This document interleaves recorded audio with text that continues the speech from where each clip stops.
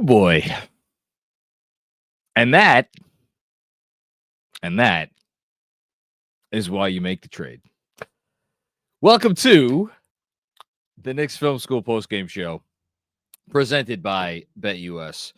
Does it get any better than that? I'm just asking a question. I don't know that it does. If you're a Knicks fan tonight, and you are, it's been it's been probably not the season you expected so far, even though 16-10 is a hell of a lot better than a lot of other teams have done so far this year that had championship aspirations. But still, it's been an up and down year. It's been a stressful year. It's been a year full of a lot of concerns. And you come into tonight, only played one game in the last 8 days. It was a night of a lot of anticipation, a lot of expectations, I would say. And the Knicks come out and they put forth, I would go so far as to say, their most dominant performance of the year. And oh boy, were they good. I opened the show by saying that's why you make the trade. One game, it's unfair to characterize any transaction or look at any transaction and judge it by one game. If the Timberwolves came out tonight and Julius Randle scored, 50 points and Minnesota won by, 40 or whatever it was, it would not mean that the trade was a bad trade for the Knicks. You can't, this is a trade for both teams that was not even about one season, but it was about multiple seasons. So, you try to keep things in perspective, and I am going to try to keep tonight in perspective. But as I say that, it's hard to not get a little excited about what this team is in the process of uncovering. And I use that term purposefully because the talent that they've assembled on this roster and the talent that they assembled before the Karl-Anthony Towns trade with OG Anunoby and Mikal Bridges and obviously Jalen Brunson and some very important supporting pieces. Already, you could argue before the Towns trade, even after Hartenstein left, that they were a title contender. And certainly, if you wanted to factor in that they had a few assets left to trade and there was still a move or two to be made, easily, you could argue that they were a title contender. But I know for me personally, prior to the Towns trade, I did not see them, this Knicks team, as an inner circle title contender. And the reason is because I've kind of said this in different ways at different times this year. In order to win an NBA championship, you have to show the ability to be elite at least something. And, good, very good, very, very, very good. Those are good qualities to have. If you're not elite at something, it makes it kind of tough to go all the way. And I'm going to try to make this about Karl-Anthony Towns because this was Karl-Anthony Towns' night. Karl-Anthony Towns had an evening that, is funny. He, he was asked before this game about his memories as a Timberwolf, and he rattled off a bunch of stuff. He rattled off, being around for a KD or a KG dunk because those guys were teammates early on in his career, and for Derrick Rose's 50-point game and game 82 against the Nuggets and game 7 against the Nuggets. This is going to go on that I know we're one president extra. But this is going to go on his Mount Rushmore. When he looks back on his career, he will look back on his night tonight. And I'm just going to go ahead and read his stat line because he deserves to have it read. 32 points on 12 shots. Excuse me. 20 rebounds, 6 assists, and a couple of steals just for good measure.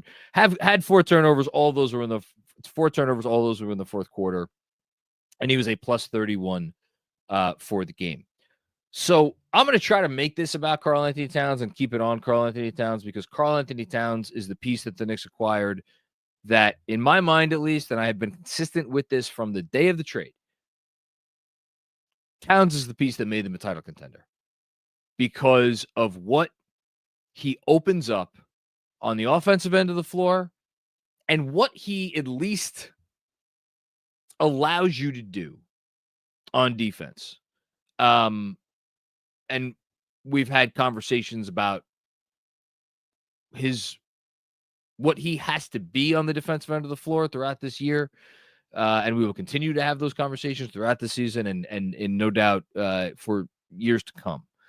But the sort of player that he is, the sort of talent that he is a skeleton key of really unheard of proportions, at least where this franchise is concerned. If you thought OG Anunoby was a skeleton key, which he was in a lot of ways, Karl-Anthony Towns is a different level of skeleton key. I want to try to keep it focused on Towns for all those reasons. That being said, it's hard for me to do this post game with the level of sincerity that I try to bring to these things without at least talking a little bit about Julius Randle. And Julius Randle was a great Knick, not a good Knick. He was a great Knick. Made 3 All-Star teams, made 2 All-NBA teams. Really, other than, I think it's funny. I just talked to Jerome Williams, the Junkyard Dog, the other day, and we talked about kind of the Knicks reclaiming their storied history, and he was like, "Yeah, well, everything changed with Jalen Brunson's arrival." And I obviously wasn't going to push back on that, but I felt like saying, well, there were some things in place before Jalen got here, and I wanted to mention Julius. And Julius is right there with Leon Rose, with Tom Thibodeau, in the opinion of some, including the person talking to you right now. But it really was about Julius. And he should go down as one of the top 15 Knicks ever, certainly. I don't know that I could put him much higher than that, but top 15 ever, I think, is an easy inclusion. And yet, as he was absolutely going off in the first quarter, and he was going off, the man was feeling it. There was no part of me, not one single ounce of my personage, that was like, damn, wish we still had that guy. And then the game went on, and eventually the Knicks attained a significant lead. 33-point lead. It maxed out, I think, at 36, but the moment I'm about to talk about came when there was a 33-point lead. And it was in the middle of the third quarter. And Julius was in the post. The Knicks had just scored. Mikal Bridges got wide open on a layup under the basket because Julius had just missed a 3 on the other end of the floor and then didn't bother to get back on defense. Pulled his usual classic of pointing to, I don't know, the usher, I guess. Pick up that guy who's behind me. Just nobody there. And that guy scores. Anyway, they come back down the other end, and the ball works around, and it gets to Julius under the post and into the post. And there are 3 Knicks surrounding Julius Randle. And I went back and I because I had a moment because this game was such a blowout. I had a moment to go back and find the clip because I want to include a screenshot of it in tomorrow's Knicks Film School newsletter. And I was looking for the clip because I was going to make the point that there were 3 Knicks surrounding Julius Randle. And as the 3 Knicks were surrounding Julius Randle, you could hear the entire building, which had been booing for the better part of the last hour before this happened, get to their loudest crescendo that they had reached all night, in which I don't know that were they saying the words "pass it," but they were clearly voicing their displeasure about the fact that here was Julius Randle surrounded by 3 Knicks and just holding on to the ball. And the funniest part of it was when I went back and I replayed it to get the screenshot, I saw not 1, not 2, but 3 Timberwolves all pointing to the corner where there was a man wide open. And by the time Julius got the ball to that player, I think it was Jaden McDaniels, the Knicks had figured out the rotations on the play, and it was defended and it missed. Do I feel bad bringing that up? A little bit. But do I feel it's necessary to bring up to highlight the difference between these 2 players? Look, Karl-Anthony Towns is not one of the 5 or one of the 10 or even one of the 15 best players in the league. Although I think he has at this rate, he's got a pretty goddamn good shot at making all NBA this year. And because offense weighs a lot, but when you boil it down to it with what, his limitations are on the defensive end, even with everything he does on offense. And I do think he is one of the 5 to 10 most impactful offensive players in the league. Is he a top 15 guy? He's probably borderline. Certainly in the conversation. But I think we've already seen through 27 games what Karl's flaws are. We saw in the first quarter tonight, like throwing the passes that he was throwing. Like, what are you doing, man? Come on. I know you're hyped up, but what are you doing? We see that stuff. We see he is not, he's not Rudy Gobert or Mitchell Robinson at the rim, although those numbers, and shout out to Dan Devine and shout out to Chris Herring, shout out to Fred Katz. All 3 of them wrote fantastic articles today highlighting a lot of numbers. A couple of those articles highlighted some of the recent rim protection stats from Karl-Anthony Towns that have improved by leaps and bounds since the start of the season. So he's gotten better in that area, but whatever. He has his issues with rim protection, throw the occasional bad pass, might take the occasional bad shot, but I love the fact that we are 27 games into the Karl-Anthony Towns experience, and New York has embraced him with a bear hug, with 2 arms. And I think in the reception that you saw him get tonight in Minnesota, it's not surprising to me that he got that reception. And yeah, I know he was a part of the community, and they played a second tribute video, which I would have loved to get a chance to see, about focus solely on his community outreach. That's how important it was. That's how big of a deal it was. And for anybody who still maybe has not gone and read the John Krasinski piece from right after the trade, where Karl-Anthony Towns went and showed up at his John's daughter's soccer game because he had made a promise some time. As a person, Karl-Anthony Towns is a 10 out of 10. And I think the city of Minnesota, recognized that tonight. But it was about more than that. It was about what he meant to this franchise on the court and in the locker room and all those sorts of things. And from that perspective, you don't have to ask any questions about Towns. Is he the perfect player? No, he's not the perfect player, but there's 3 perfect players in the NBA at any given time, if that. And what he brings to you, and the dynamism and the effort and the care factor and all those sorts of things, man, what a pleasure it has been to watch this guy. And I can't wait to continue to watch him evolve and grow and hopefully lead this franchise to a lot more wins, like he did tonight. Because needless to say, he was the best player on the floor. And this is a night that he should remember for the rest of his career and the rest of his life. I know I'm going to remember this night for a long time. This was a special evening. So, yeah, I think tonight, again, you can't summarize or encapsulate or do the broad strokes of any trade in one night. But I had a hard time watching everything that just unfolded and not taking a step back and saying, okay, I feel okay about this one. Not to say that I hadn't felt okay about it going into tonight, but it was a nice affirmation. As for the Knicks, I've been going on and on with all of this stuff. Haven't really talked about the basketball team that everybody here roots for. Pretty impressive performance, I would say. You know what I will say?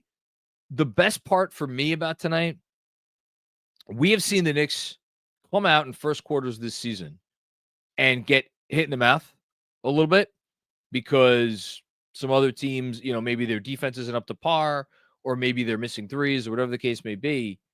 Tonight, they got hit in the mouth. Like Minnesota came out, and Julius Randle in particular in the first quarter came out, and he was like, I'm taking it to him. I'm going to get back to that in a minute because I want to quote the great, and boy, is he great already, Jamal Crawford, something he said on the broadcast, but I'm going to save that for a minute from now. Like the Wolves were hitting everything. They were playing really good. And the Knicks were down early.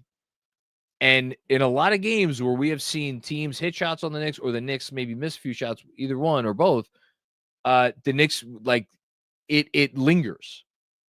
Tonight, Wolves came out. Wolves hit a bunch of shots. It did not impact the Knicks' intensity or how much they were locked in or their cohesion or any of that. I thought from the opening tip tonight, even though Minnesota was hitting shots, I thought the Knicks defense was really good. And on offense, from the opening tip, they were outstanding. And then sure enough, once the Wolves cooled off, why they decided to pull Julius Randle and Anthony Edwards at the same time to start second quarters, I don't really know. That's a question that I'm sure Dane Moore is talking about tonight as the Wolves, or the Knicks, I should say, went on a 26-2 run, 17-2, while Julius and Anthony Edwards were out of the game. Just double check on my notes. Anyway, the Knicks didn't let any of that stuff in the first quarter affect them. They continued to pass the ball on offense. I don't know how many assists they ended up with tonight. It was a bunch. They were outstanding passing the ball. They were outstanding moving without the ball tonight. Like, I don't know that I've seen, and this team has had some pretty spectacular offensive performances. They had 39 assists tonight. I know they had a game earlier this season where they had 47 assists. I frankly forget what opponent that was, but I know it was an opponent. It was not an opponent that had generated like a 92 or 93 or whatever it was defensive rating against their previous 7 opponents, like the Wolves had coming into tonight. Shout out to Andrew Claudio and Dane Moore on the postgame show, which was exceptional. But yeah, this Wolves team over the last 7 games, 6-1 record coming into tonight. They've been playing a brand of defense that the NBA left behind 20 years ago. And the Knicks tonight came out and got 39 assists on 50 made field goals. That's absurd. But this offense could do absurd things, which gets me back to the whole Towns conversation and the things I've been saying through 26 games of this year. That's why you make this trade, because it allows you to be special in one area that in the NBA these days, at least, where everybody's screaming about, too many threes, this and that. Well, the rules are what the rules are right now. So as long as the rules are what they are right now, you might as well go out there and try to be the best offense you can be. And the Knicks, well, doing a pretty decent job of that. And you saw that tonight against a defense that had not been allowing anything for quite some time. And obviously they were the best defense in the league last year. So exceptional on offense. Thought they were as locked in on defense and moved with as much purpose and togetherness on defense as we've seen all year. It was a 10 out of 10 night. If you're a Knicks fan, it was a 10 out of 10 night. The accolades, I mean, I've been talking about Towns, obviously. The accolades, I don't know how in God's name I am supposed to do my stars of the game for tomorrow's newsletter because, I mean, putting Towns aside, because Towns is obviously getting the 3-star performance. Mikal Bridges, best game of the season from Bridges? Probably, I would say so. Plus 35. Is that going to work for anybody? 29 points, 6 rebounds, 6 assists, and 12 of 18 from the field, 4 of 8 from 3. Since the 19th game of the season, when he was benched down the stretch against Charlotte, and by the way, he should have been benched, because if he hadn't been benched for Deuce McBride, they might have lost that game. Mikal Bridges has been everything that the Knicks could have asked for, and then some, when they made that trade with Brooklyn. And that just continued tonight. Exceptional night for Mikal Bridges. And then Deuce McBride. His numbers aren't that eye-popping. Did finish with 16 points, 8 assists, 5 rebounds. Ended up playing 29 minutes. I thought McBride changed the game when he came into it in the first quarter, because Precious Achiuwa, and to be very clear, I'm not trying to rag on Precious Achiuwa. I'm not. Precious Achiuwa is a very good player. We were talking about it. Fred and Benji and Andrew were mostly highlighting it in our text chain. Like, the Wolves, it's not even like they were playing off of him. They were pretending he wasn't on the court. And somehow, I think it was at the end of the first half, Achiuwa had played 7 minutes, or however many minutes he had played in a game. Maybe it was more than 7 minutes. Whatever he played, in a game the Knicks led by 22 points in the half, and he was somehow a -7. That's because the offense didn't start flowing for the Knicks until Deuce came into the game. And it's not just because they took a non-floor spacer off the floor. It's because Deuce injected a lot of energy. So those are probably going to be my 1, 2, or 3, 2, and 1-star players of the game. I thought OG Anunoby deserves his own shout out. He was only 3 of 8 from the field, whatever. Defensively, this was as good an OG Anunoby masterclass as I think we've seen. This was one of those games, and you look up, he had 2 steals, 1 block. The numbers, I mean, they other than the plus minus when he was plus 28, plus 28 in 30 minutes, pretty good. So he's the other guy that I wanted to give a shout out. But Campaign was only 3 of 9 from the field. Who cares? He was great. Came in, continued the energy. I thought Sims even came in and gave them some good minutes. Like, Brunson didn't shoot it well, but Brunson was exceptional in the ways that he needed to be exceptional tonight. It was the sort of performance that makes you have faith as a Knicks fan that, hey, maybe they did go out and assemble a championship contender with these moves. And it was just great to see them come out with that kind of effort. We're now 2 games removed from the Atlanta debacle. Thought they showed you a lot in the Magic game. And to follow up that Magic game, and specifically the Magic second half with this game, that tells you something, man. That tells you something. So, all right. Before we get to the Super Chats, 2 more things. I know I've been talking for a lot. Number 1, my autograph signature moment of the game. I think I'm going to do... I got a couple contenders here.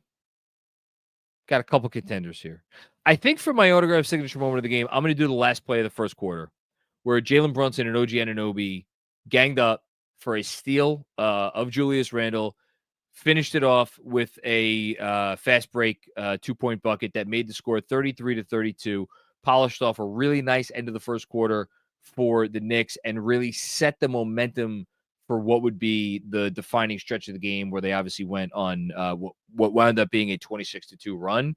And it exemplified how I thought it was their defense that was driving their offense all night long. And so that's going to be my autograph signature moment of the game. Shout out to Autograph. You can, of course, find great stuff from all of your favorite Knick content creators over on Autograph. Download the app, use code KFS. They're always coming up with great stuff and great giveaways and things on there. So shout out to Autograph. Okay, that's number 1. Second thing, last thing before I want to get to Super Chats. Jamal Crawford, I think this was in the fourth quarter, made such a great observation, and this is going to really wrap up what I talked about at the top of the show. Talked about Julius Randle, and so this is how you know it's not just me being some kind of a Randle hater, which I am not, by the way. But again, I think it's important. Jamal Crawford, guys, his accolades speak for themselves. This is him saying it. Talked about how Julius Randle and Karl-Anthony Towns came into this game with two different mentalities. And I quote, Julius Randle came into this game to punish the Knicks.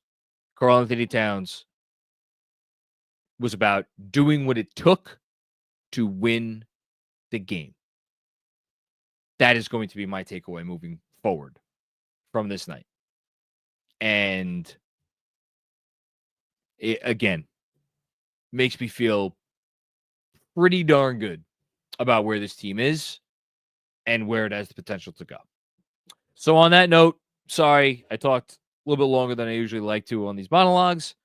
Let us get to what people have to talk about. Armand Berdijaj. Maybe we jumped the gun a tad bit on Bridges. Do you think?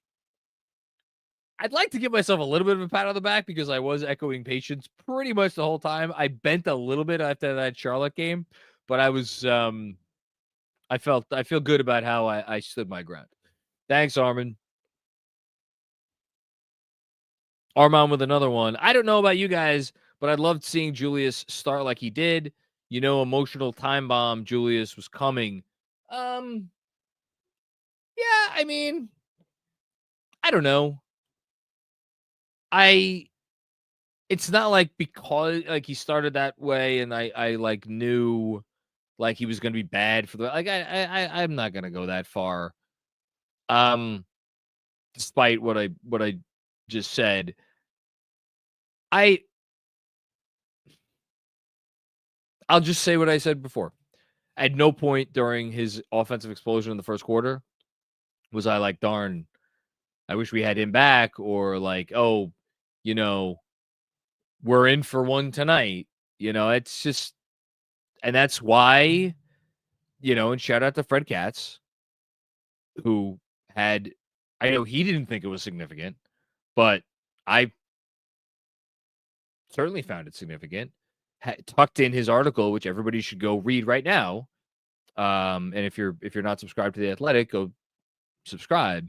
His article today on this trade, where he said the Knicks in Julius's camp. I don't want to. I forget what words he used, but basically that they were nowhere close when it came to extension talks. And so the clock was ticking, and you know it was only a matter of time until they probably moved on from Julius, and then they found the trade to move on from Julius. It's like, you know, it's nights like tonight where you kind of understand why Randle has never been viewed around the league as a guy that, you know, you give a max deal to. It is what it is. Thanks, Harmon. Busy. What's going on, Busy? This is my victory lap game. I wish 30 the best in Siberia. Well, that's not very nice. Come on, Busy. We're nice people on here on the Knicks Film School post game. I know you're a nice guy. No, Julius is good. Listen, man. Is he going to have a Hall of Fame career? Probably not. I would be, I don't want to say stunned. Nah, I might be stunned if he ever made another All-Star team. So yeah, he's not like a Hall of Fame player, but like, you know, maybe he's a 3-time All-Star, he's 2-time All-NBA guy. Like he can be a really helpful player in the right situation. And I think we saw that here in New York. He was a helpful player here. I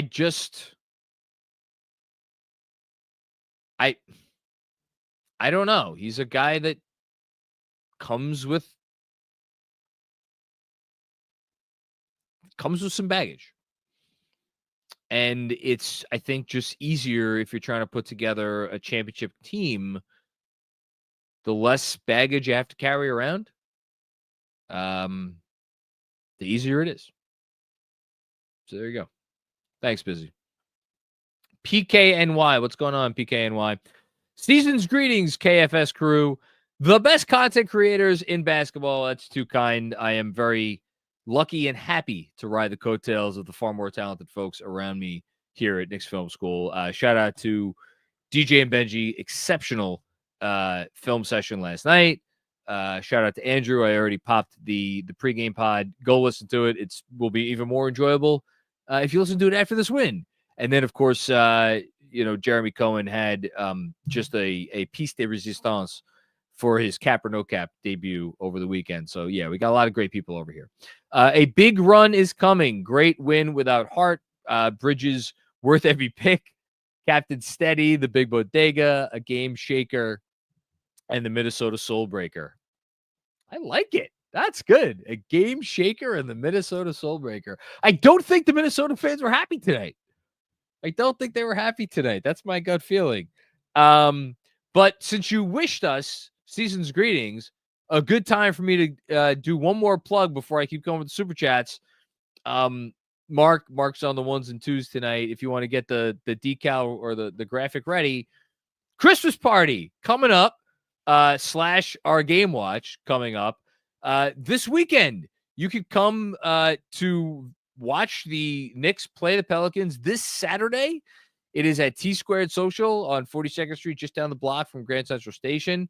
We are having an ugly jersey contest with 3 first, second, and third place prizes to give away. It is an amorphous definition. Whatever you think of when you think of an ugly jersey, hey, you got a chance to win a prize. So just be creative. Of course, it is in partnership with Juan Please, which I am enjoying a tall glass of right now. Shout out to them. And come out Saturday night. I'll be there. Andrew will be there. I think Benji will be there. I think Jeremy will be there. It's going to be a whole crew. So yeah, we hope to see everybody at T Squared Social Saturday night. Let's watch this Knicks machine keep rolling. Should be a fun night. Okay. Michael Aaron. What's going on, Michael? I've never seen anything in a Knicks uniform like the ceiling of this offense. I want to say more, but I'm kind of at a loss for words. Well, like, you've never seen anything like this. With all due respect to the 2012-13 team.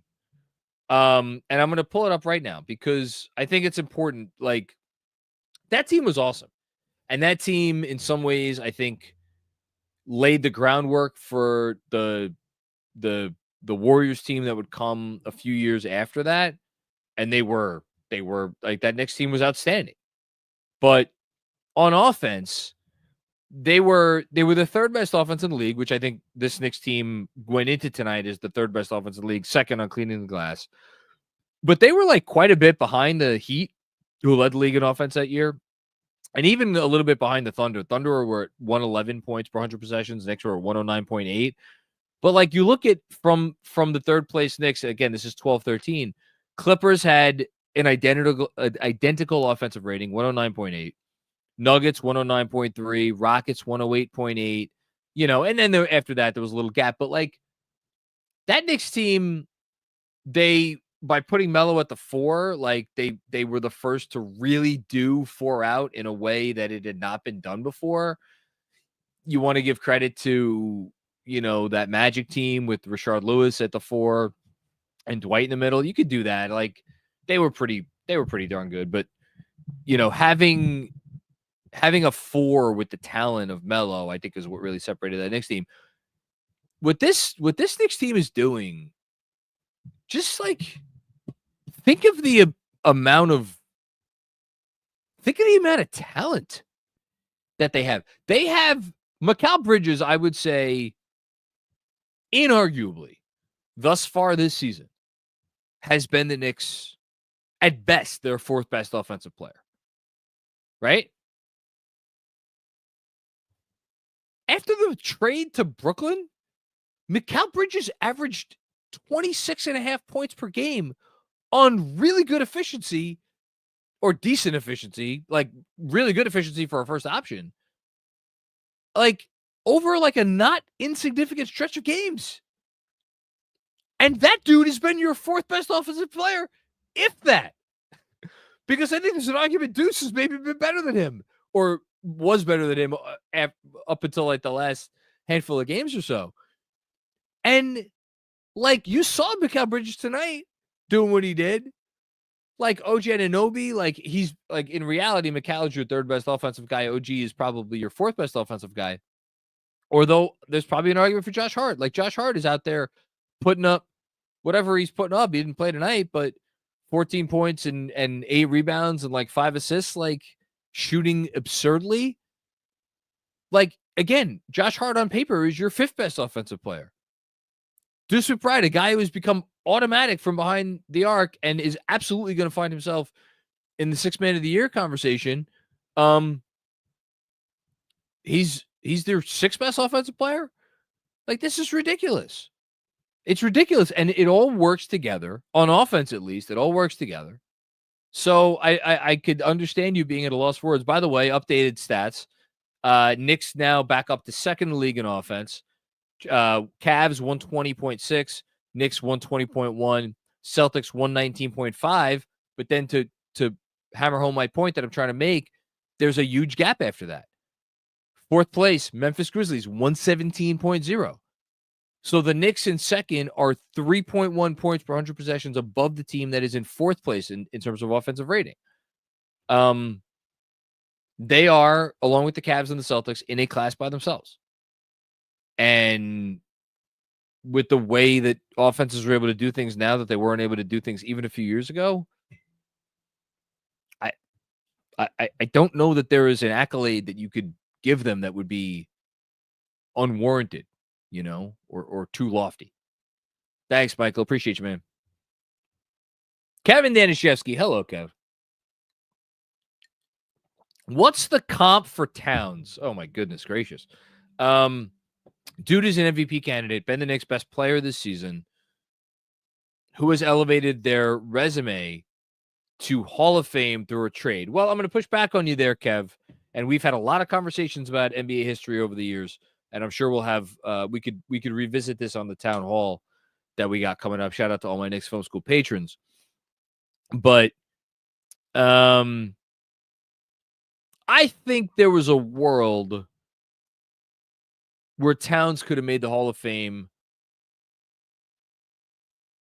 without having this sort of season. Because he was a 4-time All-Star, and he was a, my God, I can't believe I don't know this off the top of my head. I'm going to say 2-time All-NBA, right? I think it's 2-time All-NBA. If I'm wrong, I'm going to be so embarrassed. No, 2-time All-NBA. Okay. Rookie of the year. The counting stats are going to be ridiculous. Like, if he had come here and he had been like, and it's early, but if he had been like solid, and maybe let's give him 2 more All-Star teams, 1 more All-NBA team, and he finished his career with like, 20, close to 25,000 points and whatever. I don't know what the rebounding. He's going to finish his career with a lot of rebounds. Like, I think he probably would have made the Hall. I agree with you. He is going to probably find himself in the MVP race through what he has done so far this year, although I do think the Knicks need to continue to improve in defense. And shout out to, I think it was Dan Devine's article. If it wasn't, I'm pretty sure it was. I hadn't even realized this. Since the opening night loss to Boston, the Knicks are going into tonight, and I think that'll probably improve tonight. I should actually just look it up. The Knicks are 11th in defensive rating. Since, if you don't count the opening night loss to Boston, tonight, they're up to 14th in defense. So the Knicks now have an above average defense, 112.8 points per 100 possessions. And my guess, if I'm extrapolating off of that stat that I just quoted from Dan's article on Yahoo, probably top 10 since the Celtics game on opening night. I think they need to remain in that range because nobody's going to give Towns any MVP votes if they think like, yeah, but the Knicks are a bad defense or a mediocre defense, and it's all because of him. If the Knicks could be a decent defense, then we could have a conversation about Towns getting into that, at least being on ballots, right? At least being on ballots, because I think that would be impressive. Thanks, Kev. Zach Horowitz, what's going on, Zach? Won the Cat trade, won the McCall trade, won Precious trade. OG on Julius was everything I hoped it would be. What a fun game. Man, that defense was legit humming. Yeah, you nailed it. You nailed everything. It was a really great night for any and all like skepticism about what this front office went out and did this summer. Not to say that again, tonight is the be all end all, and we don't have to second guess any of those things because tonight happened. That's not how this works. But I think their plan, their larger plan, their larger vision is gaining. It has not been a linear growth, but if you look at people's thoughts about the Knicks vision and you charted it from opening night until now, it has gotten higher. The estimation has gotten higher. So I think that's really all that matters. Thanks, Zach. Appreciate you. Sam Garcia, how about Mikal Bridges? Yeah, man. He last 8 games. Last 8 games, especially. I'll look it up right now. Because and I think as good a part of that as anything is the on-offs. So here we go. I'm pulling it up right now. So last 8 games for Mikal Bridges. Give me a sec. Last 8 games for Mikal Bridges. 22.1 points.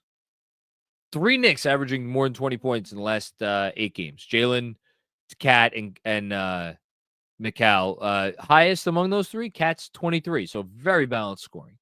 But Mikal Bridges, 22.1 points, 58% shooting overall, 43% from 3, 73% from the line, 3.3 rebounds, 3.5 assists.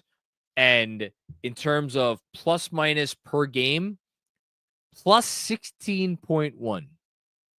That is number 1 on the Knicks and in the NBA over the last 8 games among players who have actually played more than 2 games. That is first in the league. Karl Anthony Towns is second in the league at plus 15.1. Desmond Bane, third in the league. Again, this is just over the last 8 games at plus 13.3. SGA fourth, plus 12.1. It's a pretty good stat. Thanks, Sam. Manny Campos, what's going on, Manny? An absolute decimation of a top 5 defense. As impressive as that was, I'm far more impressed with shutting them down after the first quarter. Most complete win of the season. Yes. Yeah. Hands down. And I think if you're thinking big picture, this again, we when it's a bad loss or a big win, we zoom in. I always like to try to zoom out. And I said this, I tried to say this after the Atlanta game, although I probably got a little bit too caught up in the emotions. If you zoom out now and you start, I would say for me, start with the Philly game. They went into the Philly game and they were 4-5. Since that game, when they were 4-5, they are 13-5. So they started the season 4-5. They are 13-5 since that game. And like the losses that they have had, you had the big comeback against the Bulls that fell short. You had Utah shooting 50% from three. You had Dallas shooting 50% from three. You had Detroit shooting 50% from three. And then you had the Atlanta game where the Knicks just couldn't figure it out in the second half.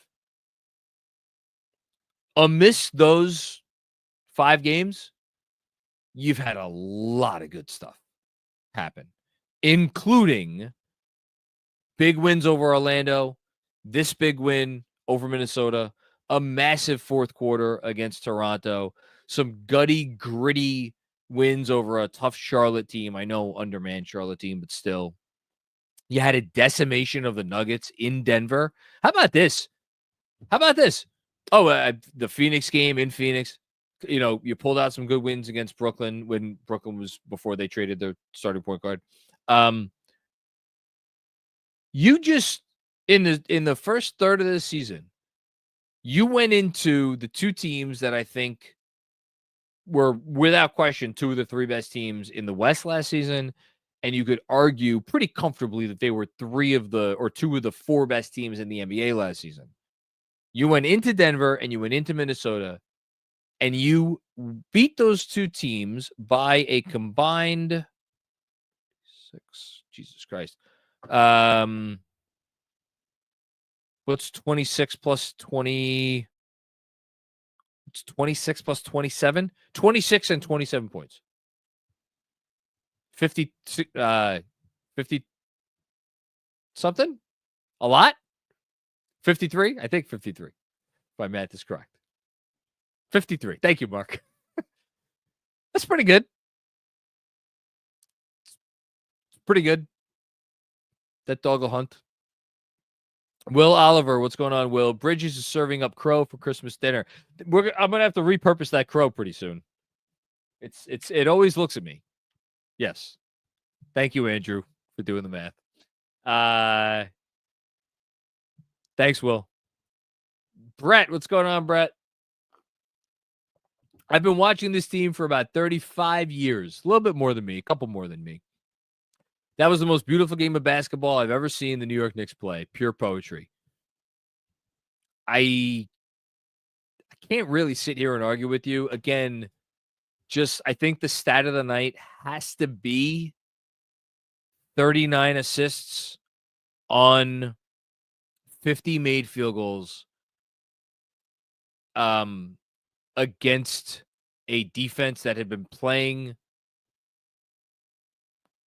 a head, shoulders, and torso above the rest of the league's defenses over the last 2 weeks. Andrew, I just saw your second text. I hate you so much. And I just want to say this publicly. Andrew Claudio, Benji Ridholtzman, and Fred Katz, you could all go to hell. I just want to say that publicly right now. Thank you, Brett. Appreciate you. It's ridiculous. And I can't even say why, which is the worst part. Jesse M. What's going on, Jesse? No free food tonight, Minnie. No, yes. Ariel Huckporty, man. Shout out to you. 1 for 2 from the line. To hell with them and their free chicken. Really. No free chicken on our watch. Absolutely not. Thank you, Jesse. Will Oliver with another one. Crazy as a fan to see offense like this on our team. But you're preaching to the choir, Will. I know there has been this push and pull this season between people who are very excited about the offense and people who have been Knicks fans, some of whom have been Knicks fans for a long time, some of whom maybe you're just not even for that long, but just have certain principles between like, okay, wonderful, you got this great offense, and the but looms large. It's a big but. Thinking of Al Pacino in Heat. Yeah, and where's the balance? Where's the there's a line in the sand here. And I have been pretty steadfast about just maximize the all-time great offense and figure out the defense, as opposed to you know, compromise what you're doing on offense to fix the defense when it may not even be broken. And then like I just, this is special what they have going on. And they did it tonight against, for the first time, I would say all year, they did it tonight against an exceptional defense. And they embarrassed an exceptional defense that's in their building. When that team came out in the first quarter, it was hitting everything. So, I'm sure Timberwolves fans and Timberwolves content creators are going to make this a lot about the Timberwolves tonight and not a lot about the Knicks. And I said at the top of the show, I don't think that that's completely unfair, but the Knicks still did it to them. The Knicks still pushed them off the edge, and they fell. Thank you, Will. Mr. Hernandez, what's going on, Mr. Hernandez? Just appreciating how far we've come in 5 years. Let's go, Knicks. Yeah, man.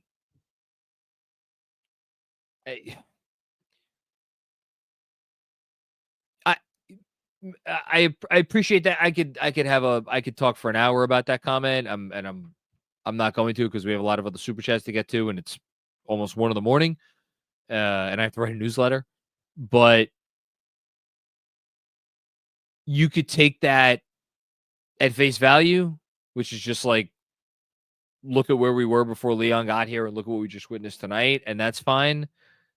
I think you could also look at that from a transactional point of view and say Leon Rose inherited a guy in Julius Randle who, at the time that he inherited him, the biggest, I would argue, the biggest thing was like, man, can he offload this guy off our team?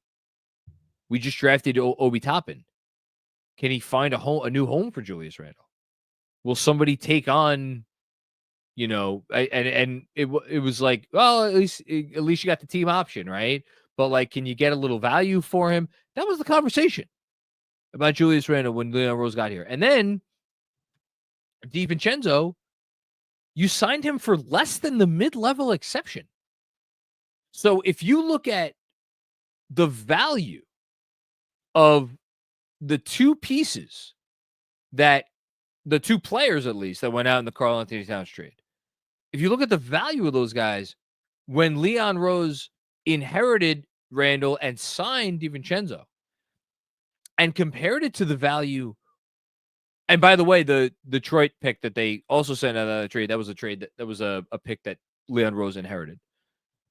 And you compare it to the outgoing value, where they got a guy who, look, I'm not going to sit here and say, again, I just said it a little while ago. I said Karl-Anthony Towns, he's like a borderline top 15 player in the league, But this is also a guy that, like, number 1 pick in the draft, rookie of the year, faced the franchise, NBA GMs 2 years in a row, said that if we could start our franchise with anybody in the league, and this is when LeBron James was in like his early 30s, and like Kevin Durant was in the league, and Steph Curry was in the league, and countless other names, for 2 years in a row. General managers around the league were like, I'm going to start. If I had to pick anybody, I'm going to start my franchise with that guy, with the guy in Minnesota. And so the fact that Rose was able to parlay these assets into this guy who, while imperfect, clearly can have a special impact on a team. That to me is, when I read your comment, that's what I think of about how far we've come, as opposed to, giving Ron Baker no trade clauses. No offense to Ron Baker, but That's what I think of. Thanks, Mr. Hernandez. One more, and then we'll do the we'll do BetUS. Bernard Richardson.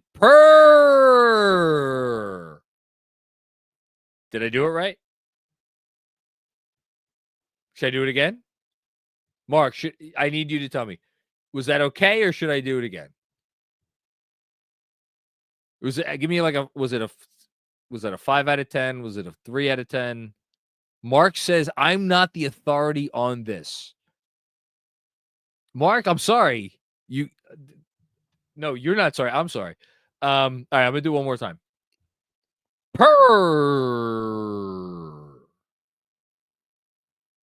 Is that okay? That's the best I got. So it wasn't okay. I don't know what to do. Thanks, Bernard. Okay, let's shout out our friends at where are they? Here I come. BetUS. If you're looking for a new book this basketball season, BetUS is the answer. By the way, tonight, I think the Timberwolves were favored in this game by 2.5 points.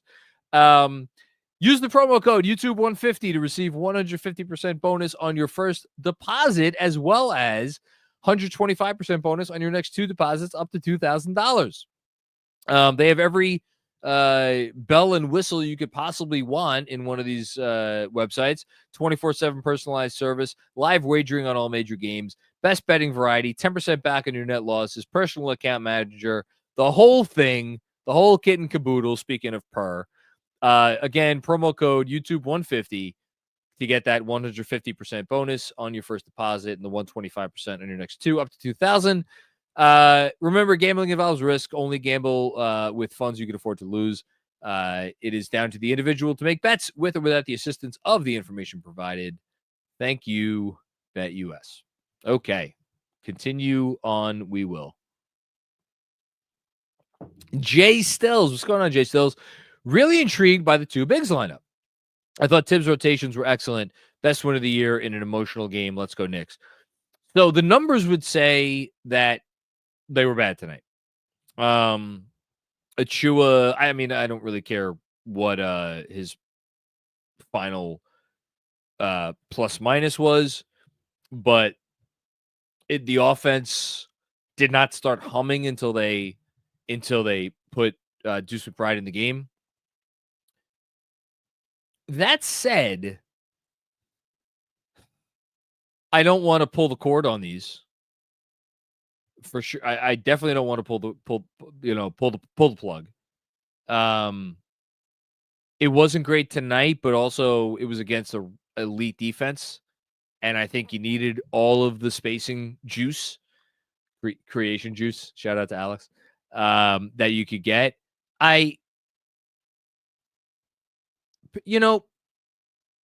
Precious is an interesting big because the Minnesota Timberwolves, again, they were not paying attention to him at all.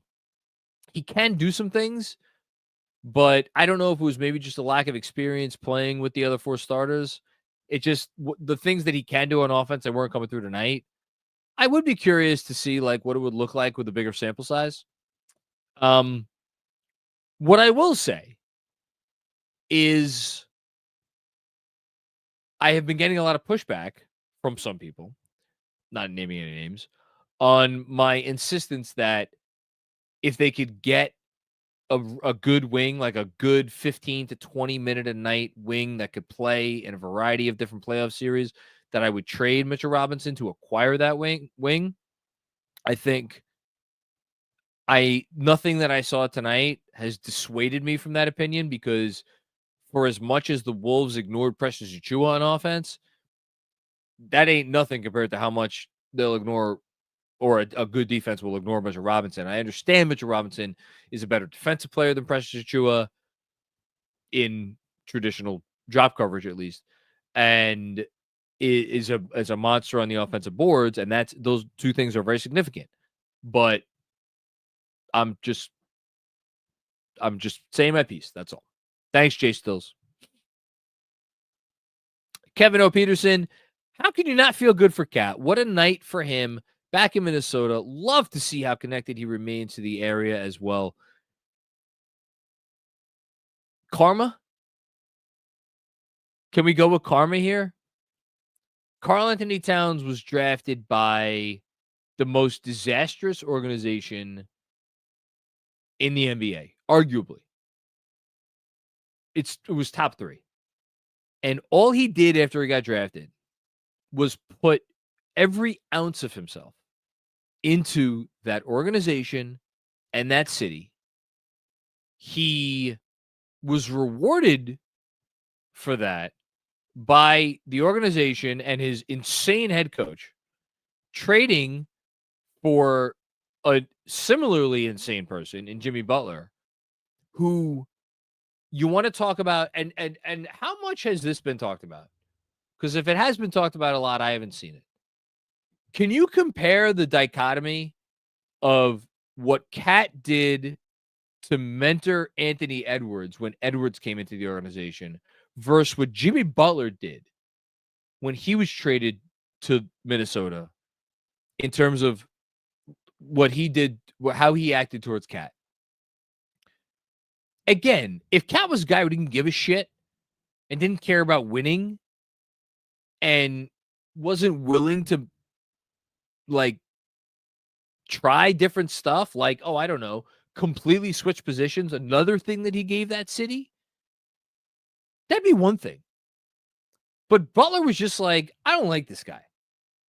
I don't think he's tough enough. I don't think he does enough of the things that I care about. And so I'm going to completely detonate this organization. Compare that. And by the way, Towns experienced that. And instead of having any resentment whatsoever when they drafted Anthony Edwards, and it was very identifiable early on that they were going to make Anthony Edwards the face of the organization, instead of having any resentment towards that, he, again, embraced it with a bear hug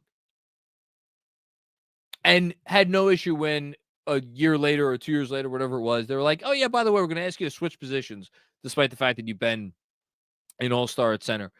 He did that karma. Maybe Towns is getting what was coming to him in a good way. I hope so, because that means great things for the Knicks. And on top of that, I'm happy for him. Thanks, Kevin. Appreciate you. Flexed up. Start Precious agenda is thriving. It's only a matter of time. Again, he was a -7 in the first half, and they led by 22. I don't think you are going to see this be a thing when Hart comes back. I think there's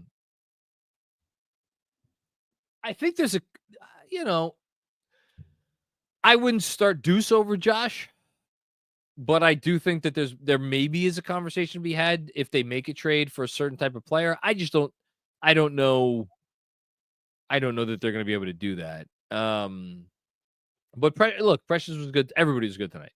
Everybody, you don't do what you did to the Minnesota Timberwolves tonight on their home floor without a really strong effort from everybody who played. And obviously that includes Precious Achiuwa. I want to read a couple quotes. I haven't even read them yet, but I saw them, so I'm going to read them. It's from John Krasinski. Anthony Edwards asked about fixing the offense. They're not going to like what I say, so I'm just going to keep it to myself. And then that's not what you want. And then this from Chris Hine. Anthony Edwards on what the team's offensive identity is. We don't have no identity. We know I'm going to shoot a bunch of shots. We know Drew's going to shoot a bunch of shots. That's all we know. We don't really know anything else. It's not on the coaches at all. It's on us. We out there playing, but we got to make it easier for each other. Coaches put us in great position too, man. We just don't do it.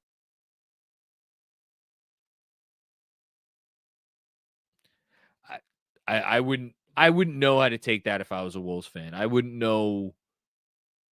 Am I encouraged because he's taking ownership and he's putting the onus on himself and on the players? I don't know. I don't know how I would take any of that. Anyway, just wanted to put that out there. Mecky, what's going on, Mecky? The Knicks played fast. from the get-go, nonetheless, open things up. Cat to Bridges, mid-range will be huge in the playoffs. Thanks for all that y'all do. Thank you for all that you do, Mekhi. You've been really generous with the super chats for a while now, and don't think it goes unnoticed or anything like that. Appreciate you and appreciate all of our people who come and watch us on YouTube, our super chatters or not super chatters, just to be able to participate or to have the participation in the larger Knicks Film School project is much appreciated. And again, anyone in the New York area, come out, support the cause in person this Saturday night. T Squared Social, 42nd Street, just down the block from Grand Central Station.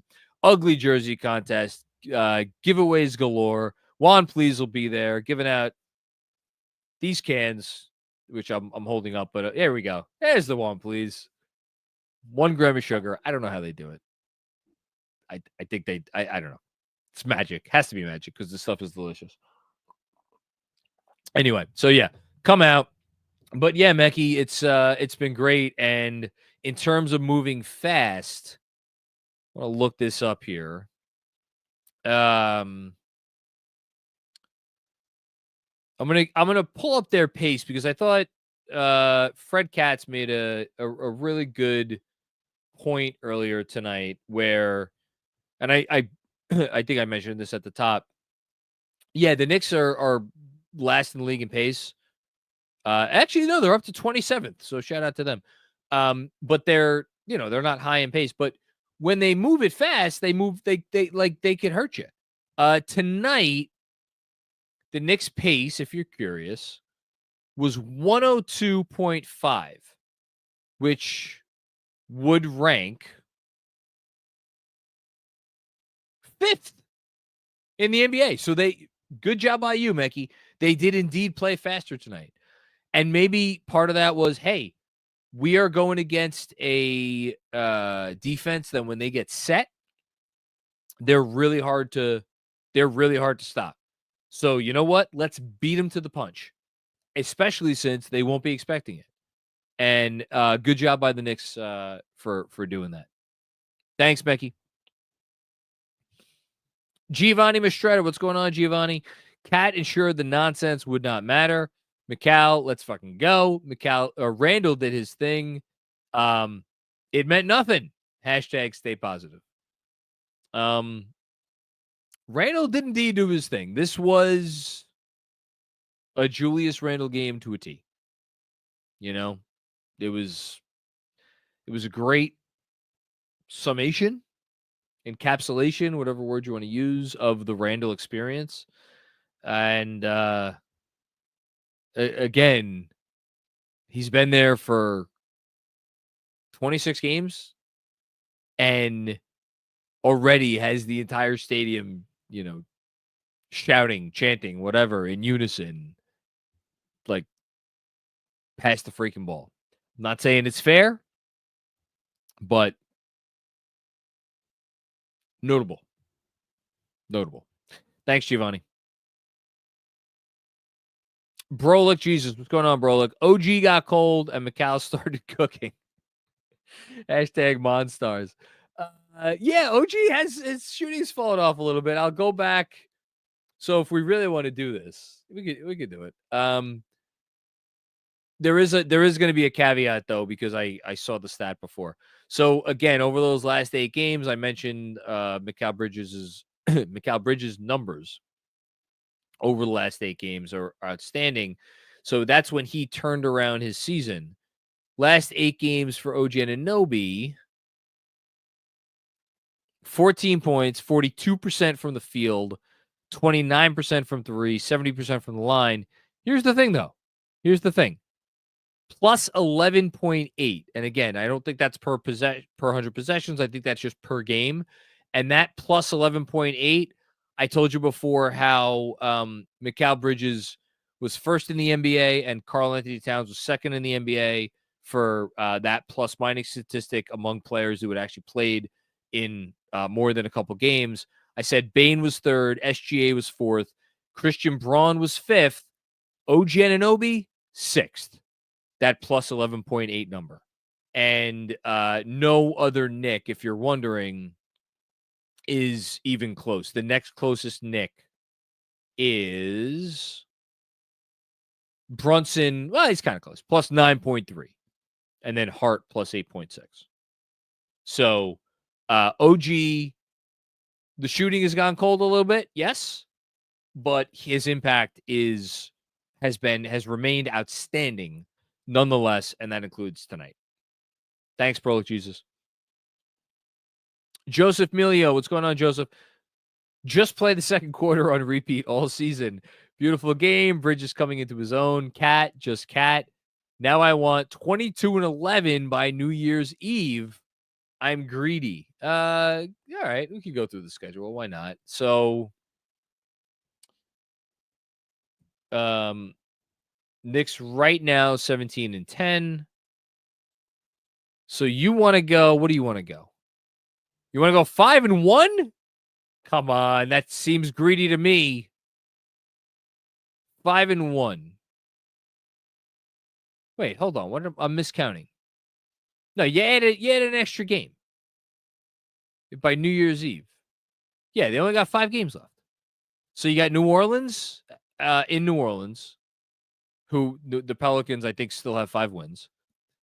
Toronto at home, San Antonio at home. Oh no, I'm wrong. Sorry, I can't count. It's after 1 a.m. At Orlando, missing Franz and Paolo might be. Paolo might be back for that game. And then back-to-back in Washington.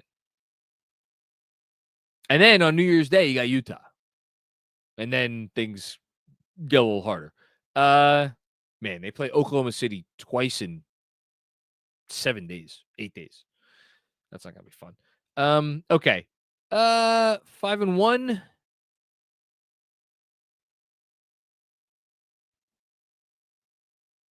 Yeah, they should go 5-1. They should go 5-1. They could go 6-0. They should go at least 5-1. Danny Small, what's going on, Danny? NBA ratings would be sky high if the Knicks played every game. Everyone plays, they take a reasonable amount of threes, and the offense is unselfish as it gets. Yeah. No, I mean, I don't think anybody would be upset. And, you got a big guy doing fun big guy stuff, and you got a small guy in Jalen Brunson doing fun big guy stuff. So it's the best of every world. And OG Anunoby is a pleasure, and Mikal Bridges has these crazy celebrations. It's everything you want and nothing you don't, tonight at least. And I should have said, by the way, I went through the offensive rating and defensive rating. In terms of net rating, Knicks tonight now up to plus 7.3. The Grizzlies won by 8,000 points, so the Knicks actually didn't gain any ground in terms of their ranking for net rating, but they're at plus 7.3. The 6th place Rockets are at plus 6.6. The 7th place Mavericks are at plus 5.4. And then the 8th place Magic are at plus 3.6. So the Knicks are more than double in terms of net rating, the team that is in 8th place. So that's pretty good. Thanks, Danny. Christopher Halecki, what's going on, Chris? As much as I hoped Randall would have still been a Knick, Towns is just better, despite the inconsistency. The Knicks teams is slowly getting there. They have been inconsistent. I still am attributing that like 90% of it to just the team is a new team coming together. And it's not just that Towns is a better player than Randall. The fact that you could play him at the 5 and get away with it, it's what makes it. It's why. I mean, that's the trade. That's the trade. Thanks, Chris. Richard Robinson, what's going on, Richard? Hey, yo, Macri. At this point, who was better in the trade? No, I mean, look, it's early for Minnesota, although, like, I think, but D'Angelo Russell, by the way, giving Cat a shout out, and Hold on, one more from Anthony Edwards. Every team we played did a great job of sitting in the gaps. When I get to the rim, putting 4 people at the rim, I'm sorry, people. There's nothing I could do with going to the hole right now. Tells you a lot. Here's my answer to who won the trade. StatMuse just put this out. Shout out to New York Basketball's Twitter account for putting it out. Cat is the first player in NBA history with 30 points, 20 rebounds, 5 threes, and 100% from 3. Perfect three-point shooting in a game. First player ever. Pretty good. Thanks, Richard.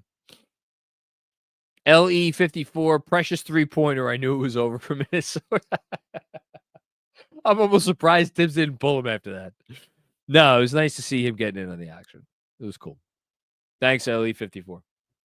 Kevin Nadashevsky with another one. Won that game in the second quarter with the 5-out lineup. Yes. I completely agree. More evidence for hashtag start deuce agenda. Shout out McCall, great D on Edwards, great D on Edwards, 3 threes, playing with confidence, hashtag we back. Again, it's like, I got to give Towns the 3-star designation for tomorrow's newsletter. Bridges is right there. Right there. As for the start deuce agenda,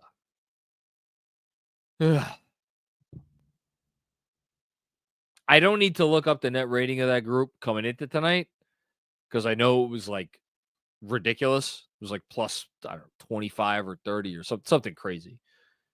It probably went up tonight. I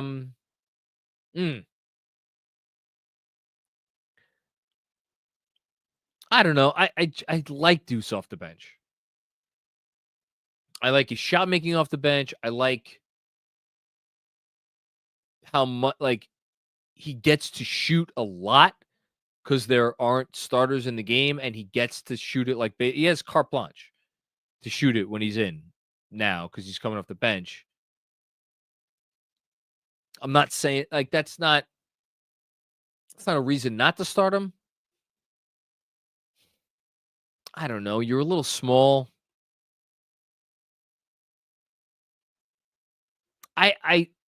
Again, I'll give you this, Kev. I want to can we get past the trade deadline? Can we see what they do with the trade deadline before we make adjustments to the starting lineup? Let's see what they're able to do. Thank you, Kev. Always appreciate you. Dom, what's going on, Dom?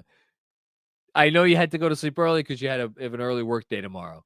Just woke up to use the bathroom. Whoa! I love that you went to sleep, you got up to use the bathroom, you looked at the score, and you're like, you know what I have to do? I have to send a super chat into the post-game show. That's why you're the fucking MVP, dude. Seriously. I always seem to miss the big ones, LOL. Denver, Milwaukee, the first Orlando game, New Orleans. Just don't let me down on Saturday. LOL. Back to bed. Great job by Kat and McCall. Let's freaking go, Knicks. Anytime I hear of another man that has to get up and pee in the middle of the night, I feel seen. I don't remember when's the last time I slept a full night without having to get up to pee. I'm 41. I guess this is normal. Mark, there you go. Thank you, Mark. Mark feels me. It's just, this is the stuff they tell you when some old geezer like me tells, when I was 20, whatever, and people some old guy would be like, youth is wasted on the young. I'd be like, go fuck yourself. Why are you bothering me? It's so true. It's these whippersnappers don't understand the benefits of a good night's sleep. Truly. Anyway, moving on. Thank you, Dom. You're a madman. Greg Film Stuff. What's going on? Loved how Jalen took a backseat, set the table, and let Cat have his moment. I loved how Cat let the game come to him and didn't force it. I loved how McCall stepped up with no heart the game showed you why the Knicks made this deal. You summed up so much there, and I'm really happy that you made the Brunson point. Again, Brunson was 5 of 14 from the field tonight, with the exception of 1-3 where I think it was in the third quarter. It was like a step back. I think it was McDaniels on him. I honestly don't forget. Or he may have even gotten Julius on the switch. I don't remember. But it was a step back, and like he probably could have moved the ball, but like it was one shot where I was like, is that the best shot that they could have gotten there? Maybe not. Other than that, everything Brunson did tonight, I don't care that he didn't shoot the ball well. He was in command of the offense. And you know how I know he was in command of the offense? Because they put up 130 whatever freaking points on an outstanding defensive unit. And they don't do that. You don't do that without like your point guard having full control. And to really just take this step further, I think part of the issue that the Wolves are going through right now is the fact that they are putting the ball in Anthony Edwards' hands. And Anthony Edwards is not a point guard. Now, Anthony Edwards was notably not on the floor when this game turned.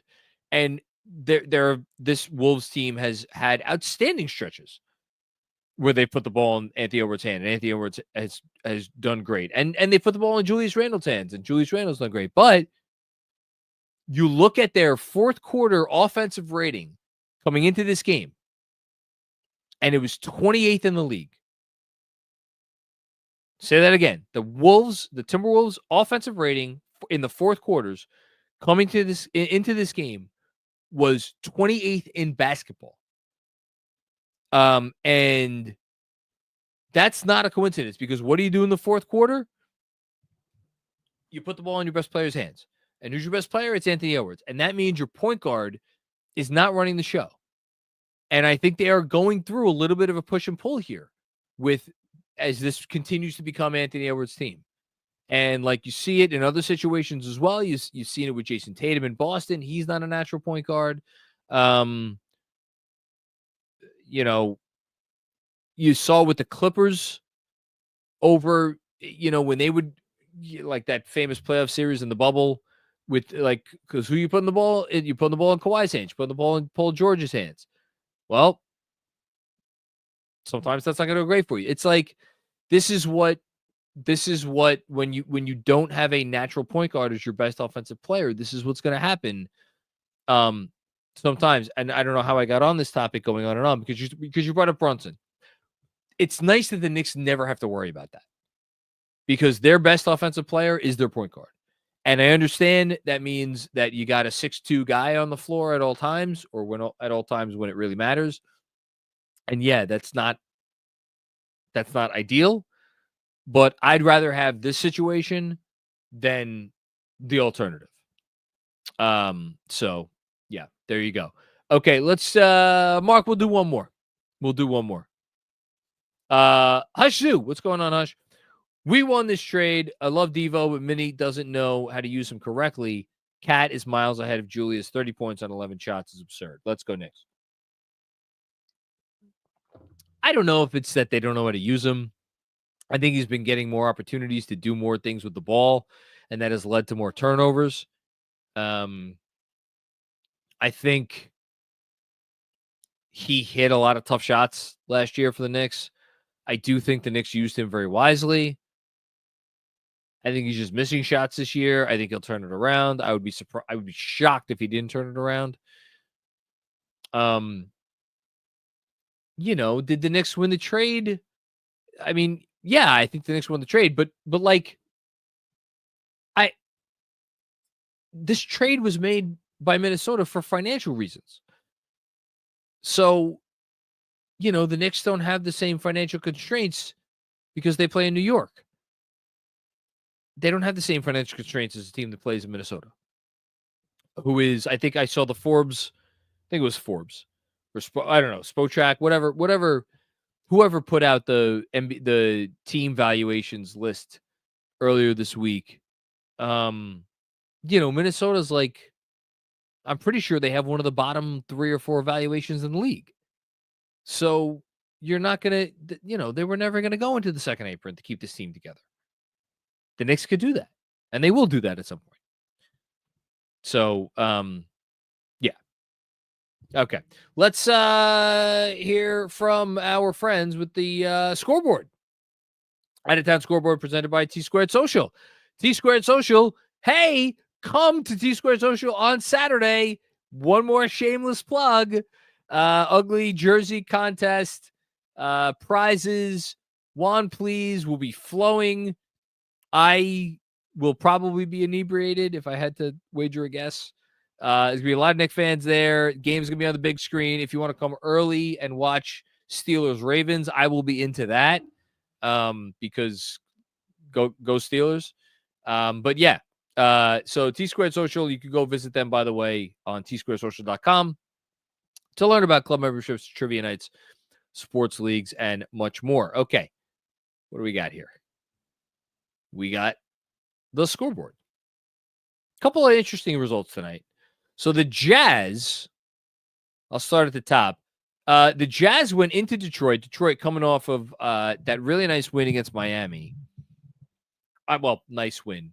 Like, they almost blew the game, and then they didn't blow the game, and they won in overtime. They were down by 29 points at the end of the first quarter to Utah, a team that had 5 wins coming into tonight, including only 3 wins away from their home court. And the Pistons made a valiant comeback attempt. They got within 6 points a couple times, and they couldn't pull off, so Jazz win. Magic, yet another, how many times have we said this, valiant effort against the Thunder, but the Thunder ultimately prevail, 105-99 in Orlando. That is helpful for the standings, which we will go through in a bit after I'm done with the scoreboard. Bulls, nice win for the Chicago Bulls over the Boston Celtics in Boston. I had that game on my second screen for a while. The Bulls are frisky, man. They're 9-6 away from Chicago. They have a better record away than they do at home, which is pretty wild. They're 13-15. They're probably going to trade Zach LaVine, but the Bulls are they're a tough team. Nets beat the Raptors. No RJ tonight. Scotty Barnes did come back, so good to have him back. I mentioned the Pelicans lost again. They are 5-23. I'll say that again. They are 5-23. Please, Knicks, do not blow this game on Saturday night. They lost to the Rockets by 20. The Grizzlies beat the Warriors by 51 points tonight. 144-93. My God. Shout out to Steve Kerr and his 12-man rotation. Spurs beat the Hawks. Wembanyama, I'm going to read his stat line because I think it was pretty ridiculous. Wemby tonight. Jesus Christ. Wemby tonight, 42 points on 24 shots. He was 7 of 15 from deep, 6 rebounds, 5 assists, 4 blocks, 2 steals. Plus 17 in the game. The Spurs won by 7. Thank you so much, Victor Wembanyama, for being on my fantasy team. Couple more. Clippers over the Mavs. Mavs didn't have Luka or Kyrie tonight. Pacers beat the Suns. Suns fall to 14-12. Pacers move to 13-15, still under 500. The Blazers beat the Nuggets tonight. I have no idea how this happened. The Nuggets were down. There was a tie game at halftime, and then the Nuggets entered the fourth quarter down by 17. They almost came all the way back, but I guess Anthony Simons had a buzzer beater. The Nuggets, man, between them and the Wolves, things are not adding up. And then Lakers beat the Kings. Kings fall to 13-15. And your New York Knicks, third place, all by themselves. Game up on Orlando, 2 games up on Milwaukee. So good stuff for the Knicks. Okay, that was a good out-of-town scoreboard. A lot of interesting games. I got to go back and see what happened in that Nuggets game. I saw Andrew was texting about it earlier. Seth Kaufman, CEO. Game indicative of Precious in the starting lineup, McCall boosted. Again, I don't see it that way. I look at the numbers tonight. I don't see it that way. Can he function in the starting lineup with the other guy? Yeah, he can. I think it's better with 5 out. Thanks, Seth Kaufman. Kento Cato, what's going on, Kento? Full Randall experience with the good and the bad. Cat 30 and 20 masterpiece. And I thought McCall is good at basketball, huh? Yeah, that McCall guy is good at basketball. I'm reading it correctly now. Nice minutes from Cam and Deuce 2. Fun, dominant road win without heart, inching closer to where they need to be. If they could get to 22 and 11 going into the new year, 2 wins for every 1 loss, a 66.6 winning percentage. Again, if you win 66.6% of your games in the NBA, that's a 55-win team. I think we would have all signed for a 55-win team before this year. Now, if they win 22 out of their first 33, does it mean they're going to finish with that same winning percentage? Maybe not. I know Tibbs teams get better over the course of the season. They mentioned that on the broadcast tonight.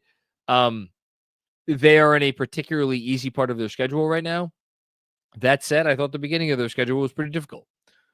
So, it all evens out. And also, like, there's just not a lot of great teams in the league. You got the Celtics, who lost to the Bulls at home tonight. You got the Cavs, who have shot unsustainably well to start the season. That's going to regress. But they're very good. And you have the Thunder, who, barely beat. Like, we were hard on ourselves for, like, barely beating the Magic last week without their best players. The Thunder barely beat them tonight. So, if the Knicks keep just doing what they do and concentrating on themselves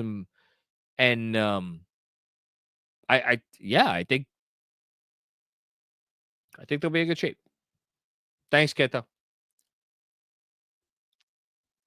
Jesus Christ. Gabriel Frankel. Thank you so much for the generosity, Gabriel.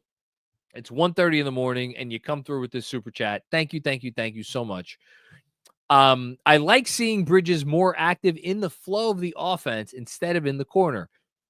His shooting and defense respond to a consistent rhythm. Also cool to see Brunson shooting even better than last season, a testament to his understated dominance. Brunson's more efficient than last year.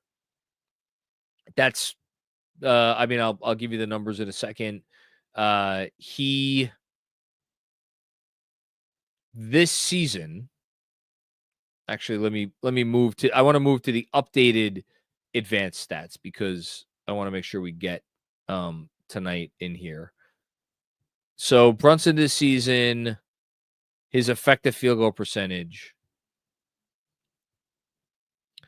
is, my God, Cat's effective field goal percentage is over 60. Jesus, that's ridiculous. Brunson is at 56.3 this season. Last season, Brunson was at 54.3. That's a nice rise. And I also want to shout out, I think part of the reason you see Brunson shooting better, and again, shout out to Dan Devine, who had a really nice article today for Yahoo. His usage is way down, and his touches are down. I pointed this out in my newsletter today as well, but I'm glad it's getting some national exposure. It's just easier to make shots when there's not as much placed on your shoulders. And for all the talk about the minutes, and I like how we haven't brought up Tibbs once, even though we took the starters out with 9 minutes to go. For as much as we've talked about the minutes, he has kept Brunson's minutes down. He has kept Brunson's minutes down, and his usage is down. So, like, I think the odds that Brunson's going to be fresh, much fresher when it comes to the playoffs, are significant. But that's neither here nor there. McCall's movement, yes, absolutely. Like, there are going to be times where he's going to be in the corner, because if just that's how the play is going to run. Are they at their best where he's moving around? Absolutely. 100%. But I think you've seen a lot of Mikal cutting this year, and he's been exceptional on those cuts. And is their offense at their best when everybody's moving around? 100%. You do not get to 39 assists against this defense without a ton of movement. And they had it tonight, and he was a big part of that. Do we want to see more of it? Absolutely. Absolutely. 100%. It's a great comment by you. I want to, like, every now and then, baby needs to go in the corner. Even Mikal Bridges. Like, you want to move around. You don't want to just stay there the whole time, ideally. But, yeah. Knicks, by the way, 12th in assist percentage now on the year. Thanks, Gabriel. Appreciate you so much, man. That was really generous. Gabriel with another one. Hi, John. To quickly follow up on my super chat, I just want to say how much I appreciate all the great KFS content throughout the year. Well, there's nothing we'd rather be doing. It's 1:33 in the morning. I got to be up at 7:30. I could care less. I want to experience this win for as long as humanly possible. This was,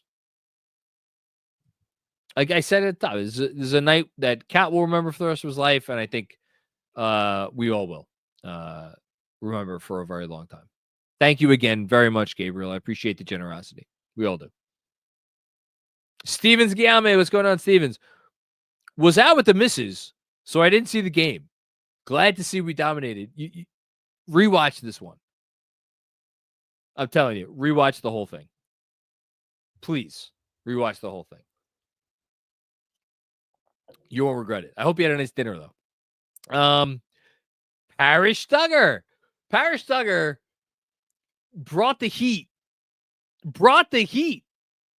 To Benji and DJ's film session last night. Or X's and O's mailbag, whatever you want to call it. I'm curious what he has to say tonight. Cat is an MVP, and Bridges quietly was co-MVP of the game. Now, to all you play 5 out instead of a big with Cat, like I've been saying, you could thank me later. Parrish, I love you.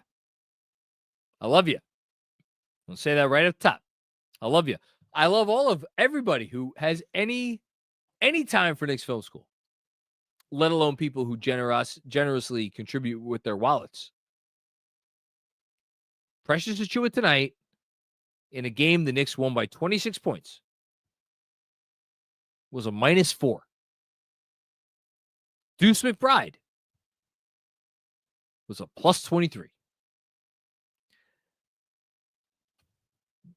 There is something to a 5-out offense, or at the very least, where Josh Hart is concerned, an offense where even if it might not be truly 5-out, you at least have to at all times account for Josh Hart because he is a top 80 to 100 player in the league, and he can, fuck up your game plan in a lot of ways.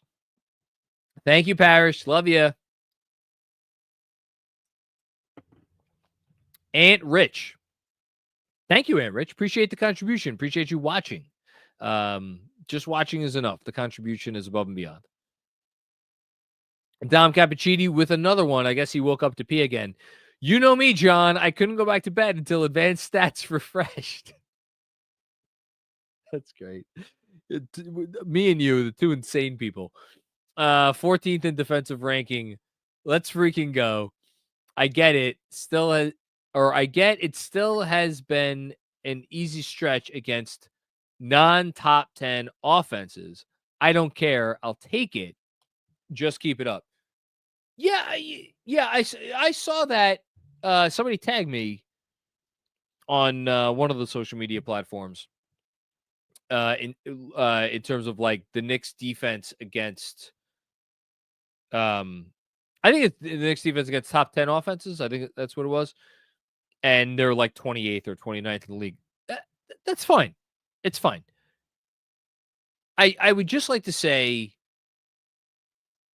there are. So I'm just looking at the top 10 offenses right now.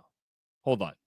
The top 10 offenses in the league are Cleveland, who I actually thought we did a pretty decent job against on defense. The problem with that game was not their defense, it was their offense.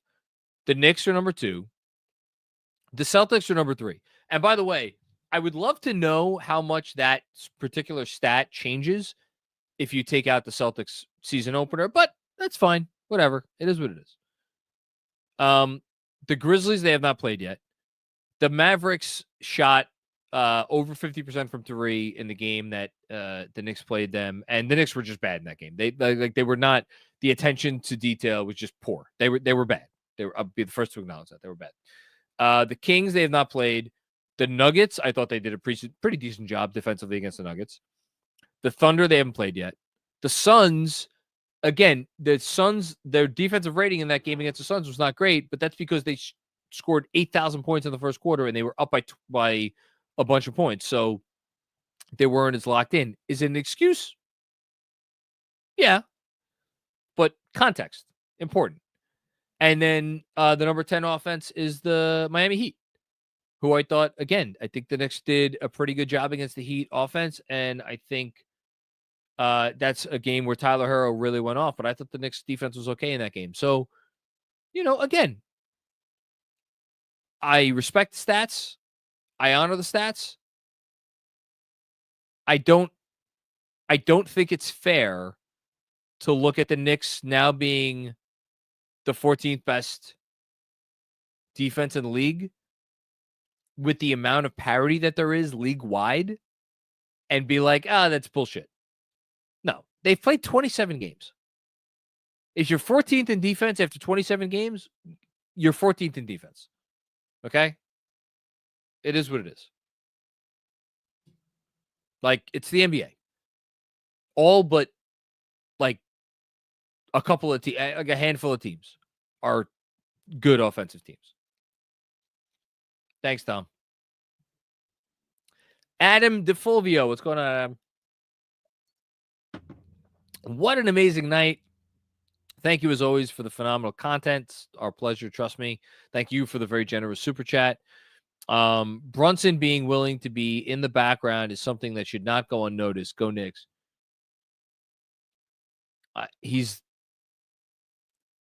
There's two leaders in my lifetime. There's Ewing and there's Brunson. And they were in a class by themselves. There are players who will talk about winning and will talk about winning is all that matters. And then their actions do not align with those sorts of comments. And then there are players who walk the walk. And like, that's why it was so, like, you guys, if you've been watching the show for a while, you guys know that there are certain things that get under my skin. And I don't know that we've had a ton of comments like this over in post games, but there have been a few where people will accuse Jalen Brunson of being selfish because, especially down the stretch of last season, he shot the ball a lot. Thinking back to like that Spurs game, took like a bunch of shots. He only will do what he thinks gives the team the best chance to win. If he thinks shooting 40 shots is going to give the team the best chance to win, he's going to take 40 shots. And he's not going to think twice about it. But it comes down to this. It comes down to trusting that he only cares about winning and doing whatever is going to lead to winning, and trusting his internal thought process. And I trust both of those things totally. And I think tonight, you got some more evidence of both of those things. Thanks, Adam. Appreciate you. Jason M. What's going on, Jason? Crawford is good on the mix. Will be great for NBC. I just hope we could still get him. I didn't see any reporting about whether he was going to stick with MSG or not. He's so good. He's so good. I found myself nodding along to so many things that he said tonight. Really great job by Jamal Crawford. Yeah, agree, Mark. Zach Wasser, what's going on, Zach? One of my favorite things about having Cat versus Randall is the fact that he tries on defense. Doesn't let his limitations stop him. He cares, and also the threes.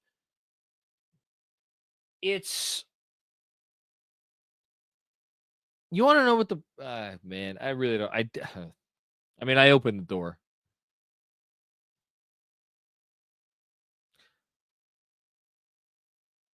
Julius doesn't have any limitations on D. I mean, I should say he doesn't have any. He has some. There's some. But, like, I will never in my life forget the game at the beginning of it was not last season. It was the 22-23 season. On that road trip, after that Oklahoma City debacle at home, the game that Julius Randle played against the Nuggets in Denver, and there was no Jokic didn't play. But I remember watching Randle in the second half of that game defensively. And there's that famous moment where he dove on the floor at midcourt to grab a loose ball. But I was like, man, that's the secret sauce. That's the special stuff. He could do it. And the fact that, like, you could count the amount of inspiring defensive efforts on like a couple of hands over the course of 5 years, I think. And again, we always gave him a pass because he had to do a lot on offense. But then you hear, the sound bites of his former teammates openly laughing about the double standard.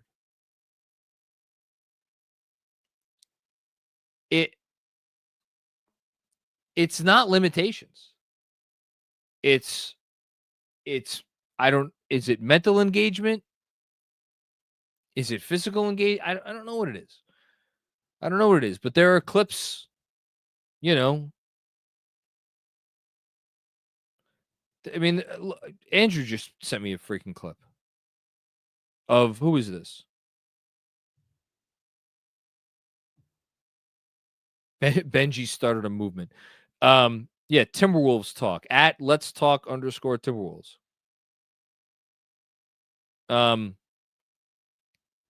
Maybe it's absolutely nothing, but Julius's body language doesn't scream, I want to be here. I've always been a big fan of his, but I just don't understand the lack of effort on so many things. Started move more and more towards moving him. Starting to move more and more towards moving him.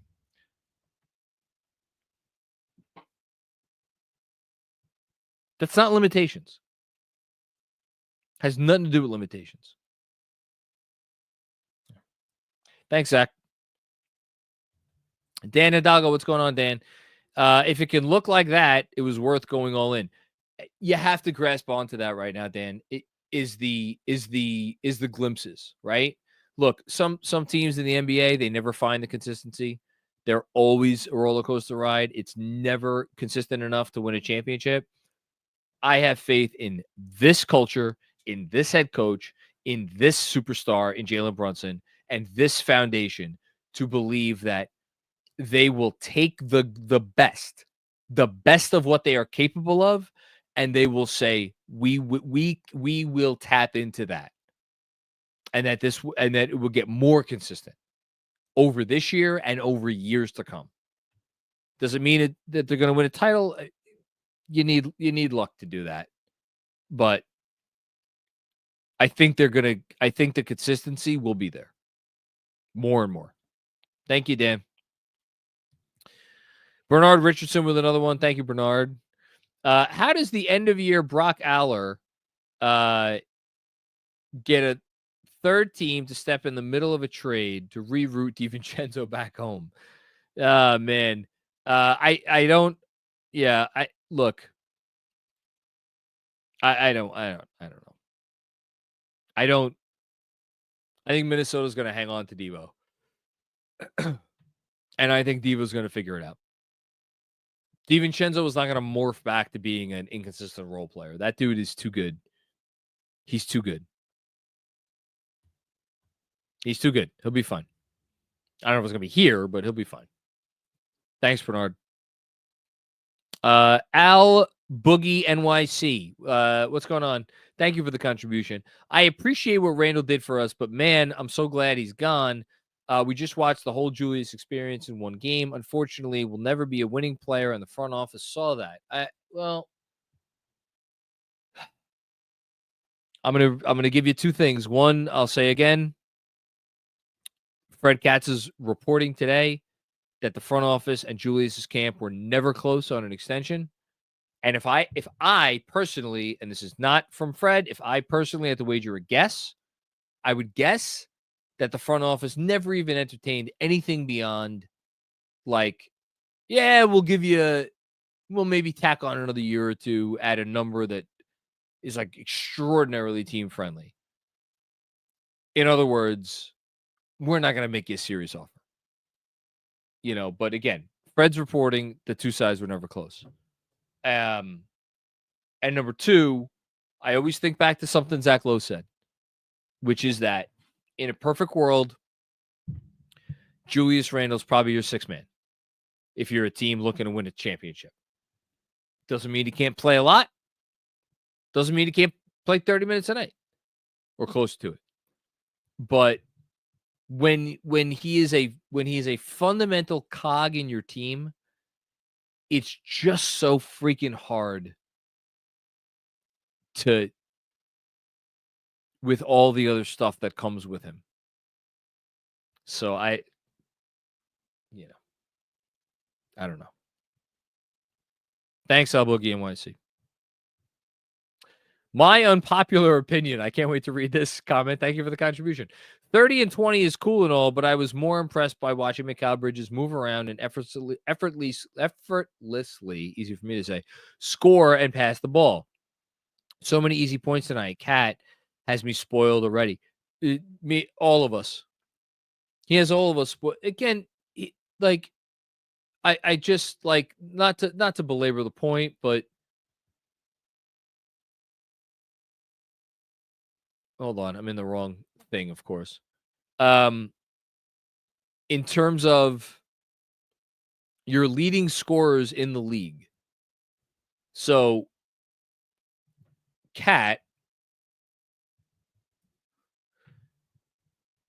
he has let's go by true shooting percentage because I always like to include the free throw shooting.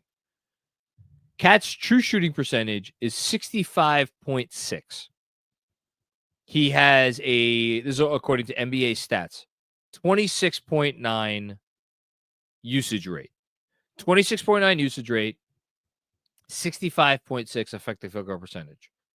Here are the players in the NBA who have a higher usage rate than Karl Anthony Towns and a better true shooting percentage that have played more than like a game or a couple of games.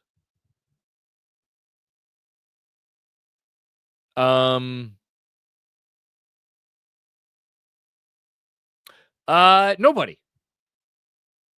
There are no players in the NBA that have a better true shooting percentage, that have a higher usage rate than Karl Anthony Towns. I swear to God, I didn't know that going into this little thing that I just did. I thought there would be a few players, but there's literally nobody. The closest to Karl's 65.6 true shooting percentage is... Who is the closest? That would be Nikola Jokic, who was a player that I have heard of before. I can't tell you what team he plays for or if he's actually any good or if those are empty calorie numbers. He is at 65.2 true shooting percentage. After that, you go to Kevin Durant, again, a player that I feel like I've heard of at some point here or there. Couldn't tell you much about him. He's at 63.4. And then you have a gentleman by the name of Giannis. I think I'm pronouncing that correctly. Giannis Antetokounmpo. Did I get that right? He's at 63.3. So, again, amongst players who have at least a 26.9 usage rate, Carl, first true shooting percentage, followed by Nikola Jokic, Kevin Durant, Giannis Antetokounmpo. That's what we're dealing with here. And yet, I agree with you. Mikal Bridges was probably the more notable player from the game. Thanks, my unpopular opinion. Danny Small, what's going on, Danny? I'm a Mikal offense truther. Look up his games versus Boston and Miami right after the Phoenix trade. Starting to get comfy as the third option behind Cat and JB. We've spent so much time talking about the defense, and rightly so. It's important. But against locked-in playoff defenses, Mikal Bridges, elite third option, like best third option in the NBA level third option, they're going to need that guy. And you saw him tonight, obviously. But yeah, who's a better third option in the NBA right now than the version of Mikal Bridges that we have been seeing lately? You know, it's we could have a conversation, obviously, about Bradley Beal, about pick your third best offensive Celtic. We'll see if Middleton ever gets back to where he was.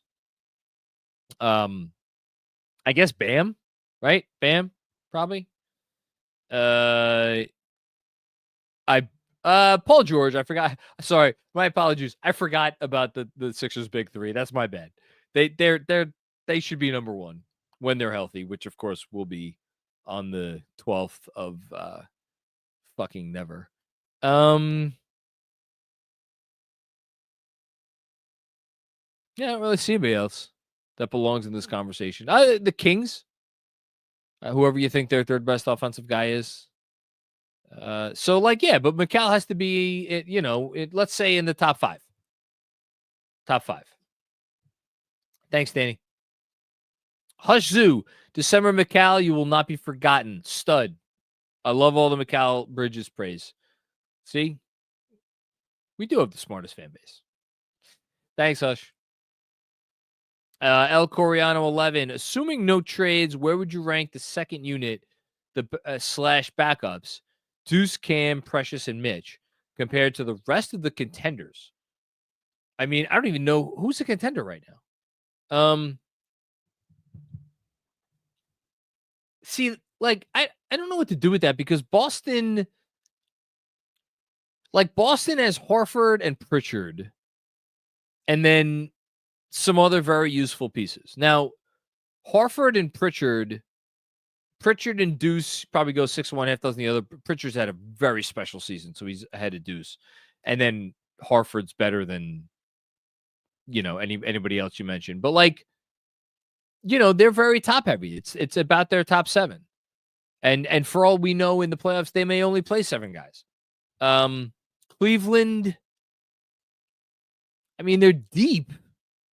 But who's their best bench guy? It's LeVert.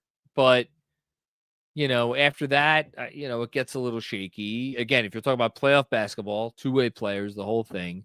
The Thunder are incredibly deep. And yet, I think, it really comes down to their top six. Their top six is what makes them special. Case and Wallace are very good. I'm going to take the easy way out. I'm going to say it's comparable. How about that? It's comparable.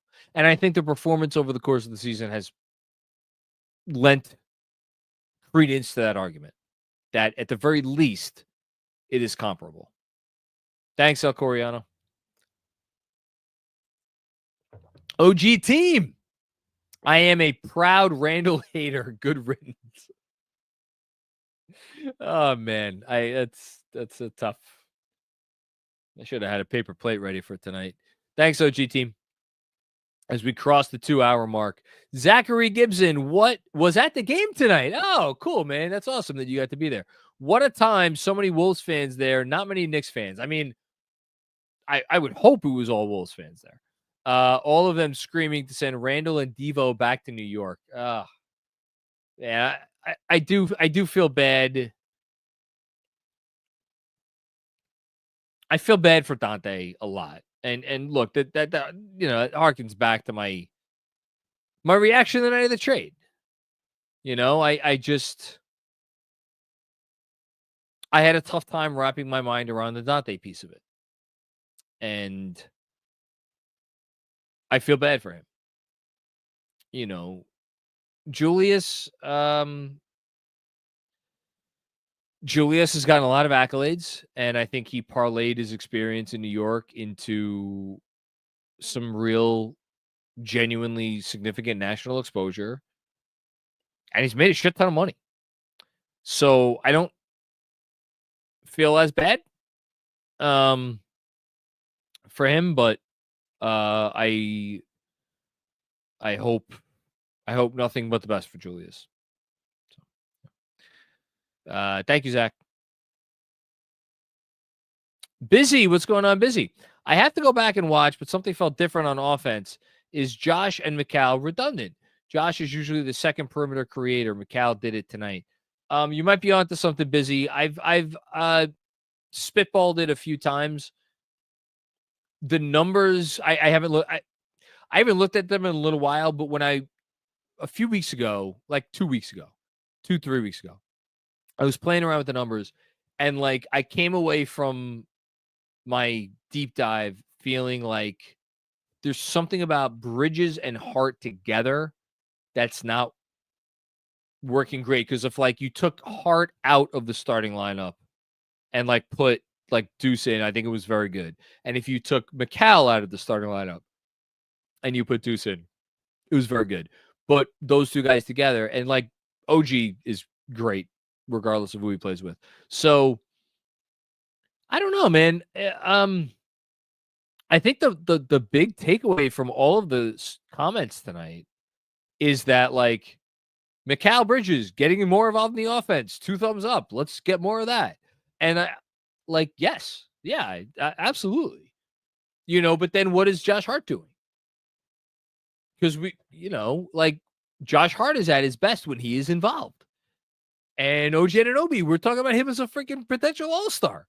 So it's just really tough because there's only one ball. I don't know what the right answer is. I don't know what the right answer is. But as they go through this discovery process, it's pretty cool to be where they are, right? In terms of the offense. So let's hope it keeps up. Thanks, Busy. Kevin Danishevsky. Hello, Kevin. Does Julius get dealt at the deadline? If so, for what? No. I think the CBA has become too restrictive. I think moving a salary of that nature in season, unless you got a really unique circumstance, like, what? Tell me that what are they gonna flip him for Brandon Ingram? I don't even know who makes more and like if that's legal, but like I'm just gonna say it. Like, you're the Timberwolves. He was a big part of the return for Cat. You have to trade him for value. Some kind of value. Real value. Who's giving you real stuff for Julius Randle at the deadline?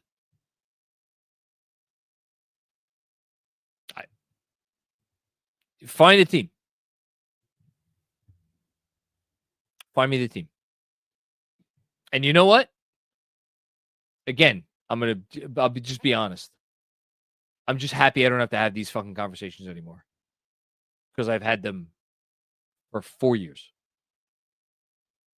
Because we were always like, okay, great. But to get to the tippy top, how do we get there? Well, it's probably going to involve a trade involving that guy. How are we going to get proper value? And then around and around we go. Ring around the rosy. I'm happy it's not me. Thank you, Kevin. Parrish with another one. Doubling down. Must play a big with Cat always. Us not being outmatched by size on both ends makes us dominant with Cat and Brunson's offensive skills. I will give you I'll throw you a bone, Parrish. I tweeted it and skeeted it before the game. I'll pull it up. So the Knicks this season, now this is an updated stat because they certainly out-rebounded the Wolves tonight. I think they did, at least. Did they? I'm pretty sure they out-rebounded the Wolves tonight. Hang on. Make sure I don't say anything. Did they out-rebounded the Wolves tonight? 57-37. That is the Knicks' best.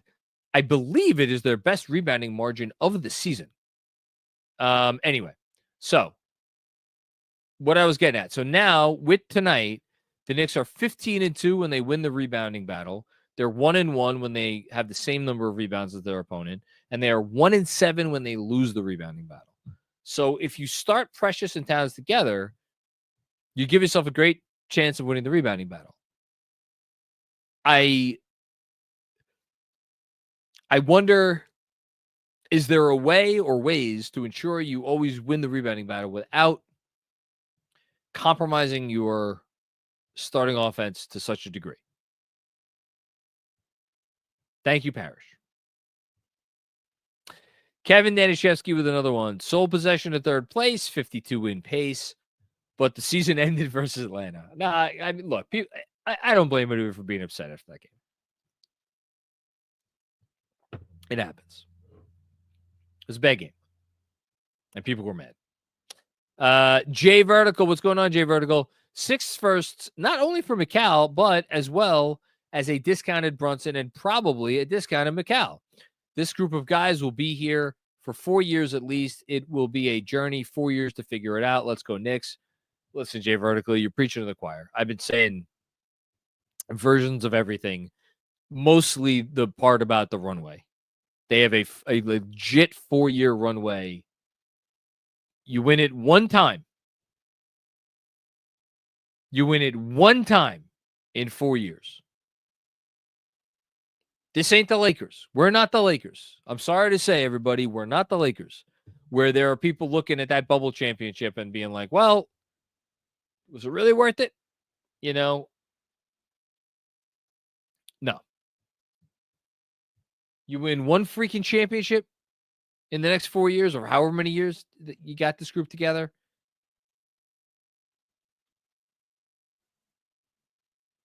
It means not having to say you're sorry, as Brian Windhorst says.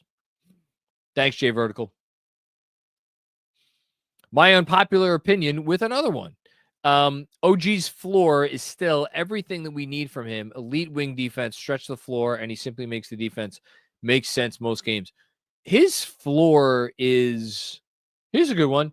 If you consider him a role player, and I'm thinking back to my conversation with Jerome Williams from the other day, if you consider OG Anunoby a role player, does OG Anunoby have the highest floor of any role player in the NBA? Because of what he brings on defense. And again, even though he's been slumping on offense for him, like everybody still guards him. Like he's still a threat. He's still pretty good doing things out there he's doing. So yeah, might have.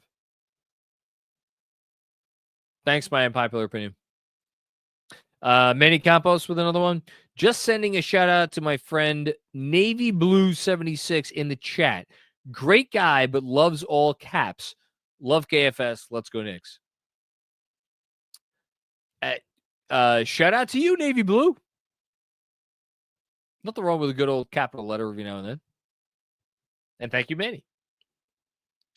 Busy with another one. Little do you know, GMAC has a private chat with some of us patrons. He told me, Kevin and DD. Who's DD?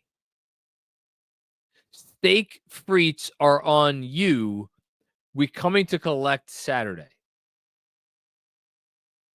Kevin and DD.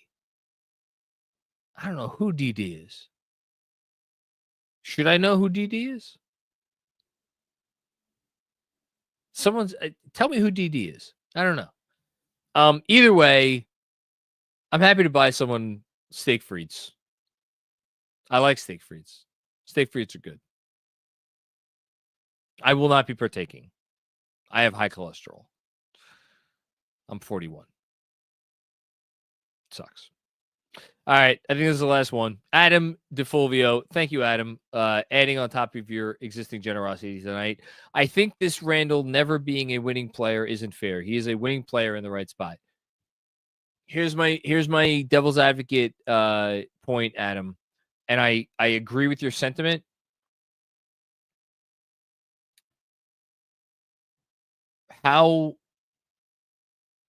If the role for Randall that a championship team needs him to play, if that role is like a 6-man,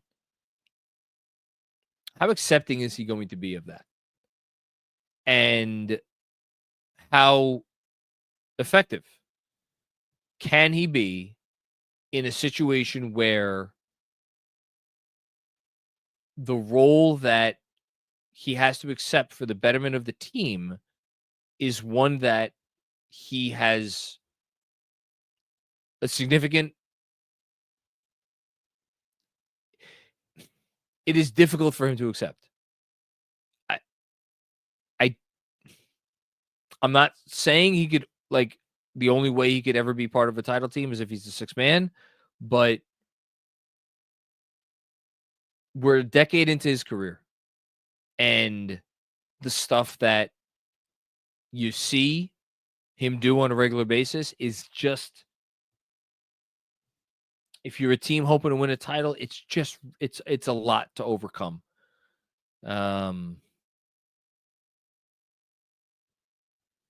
I don't know. It's a tough one. Thank you, Adam. And we got one more. Kevin Danishevsky. In my opinion, Randall is a good floor raiser, could work on Detroit. Well, Detroit's not going to trade for Julius Randle. Come on. Trade Tobias Harris and I don't even know who else. Tobias and Timmy or I don't know. Again, this is like if you're go ask any Pistons fan. Do you want to trade for Julius Randle today? Would they do it? And I know they have a bunch of cap room, so maybe they wouldn't even need to combine contract. Like, I bet you'll get a lot of hemming and hawing. You know? We'll see. Thanks, Kev. I don't think they're going to trade him.